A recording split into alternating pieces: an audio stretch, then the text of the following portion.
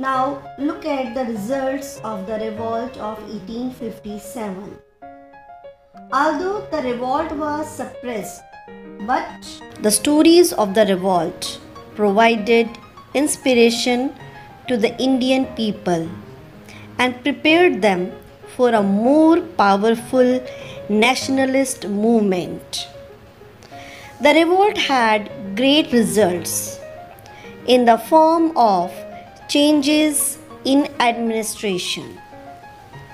Now the administration was reshuffled, and the English government quickly realized that to run the administration of India, it was important that the power should be taken away from this East India Company.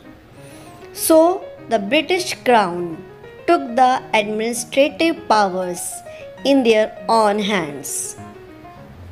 Now the rule of East India Company came to an end, and this was announced by first Viceroy of India, Lord Canning, at a darbar in Allahabad in a proclamation issued on 1st November 1858 in the name of Queen Victoria. India was now to be governed by and in the name of Her Majesty.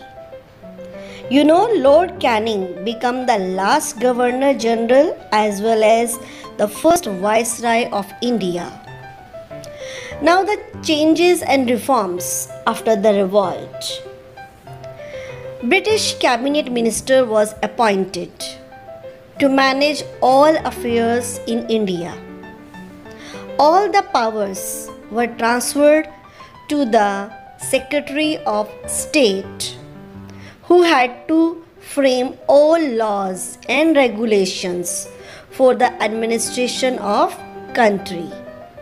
And he was given a council called the Indian Council to advise him, and he was answerable to the British Parliament, and Viceroy would report to the Secretary of State.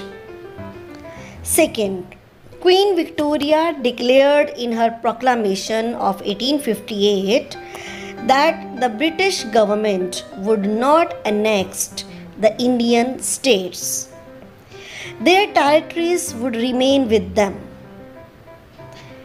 Next, Queen also promised not to interfere in the religious, social, and cultural beliefs and practices of the Indian. They decided that they would not bring any reform in Indian society. They decided to allow Indians to reform their society. And Queen Victoria also promised equal treatment to all the people, whether they be Indians or Europeans. Army was restructured to prevent future revolts. In order to avoid any future revolt, it was decided that the proportion of Indian soldiers in the army would be reduced and European soldiers would be increased.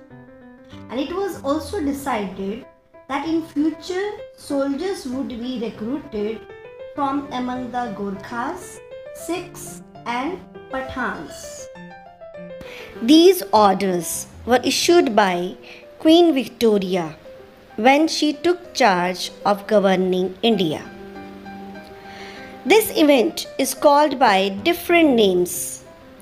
British historians like Marshall, Lawrence, Robertson called it the Sepoy Mutiny, while the Indian historians like V.D. Savarkar, Dr. Tara Chand, K.M. Panikar called it the First War of Independence. Although the revolt of 1857 failed, but it marked the beginning of another struggle for independence. It inspired our future generation to struggle for independent India.